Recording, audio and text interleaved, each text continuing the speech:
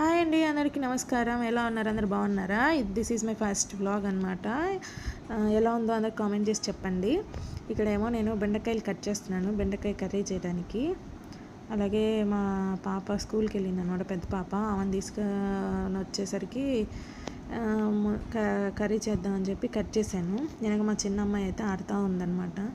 ఎలా ఉందో కామెంట్ చేయండి, నేను ఎలా చేశాను. ఇంకేమైనా ఇంప్రూవ్ చేసుకోవాలంటే చెప్పండి. ఇదో కట్ చేశాను. కట్ చేసిన తర్వాత ఇక్కడ ఒక 10 మినిట్స్ అలాగా డ్రై అవుతుందని చెప్పి ఆరబెట్టాను. తర్వాత రైస్ పెట్టడానికి బియ్యం అవి వేసుకున్నాను.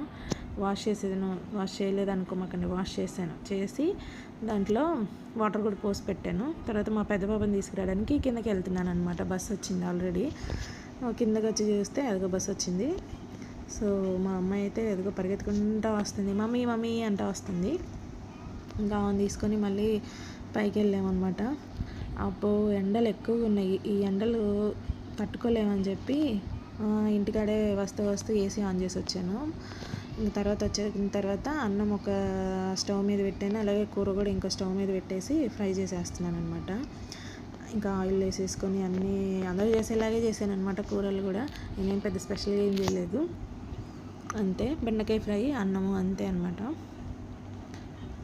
ఈ వీడియో మీకు నచ్చినట్టయితే లైక్ చేయండి. ఇంకేమైనా ఇంప్రూవ్ చేసుకోవాలంటే చెప్పండి. ప్లీజ్ సబ్స్క్రైబ్ చేయండి, లైక్ చేయండి. Bye bye.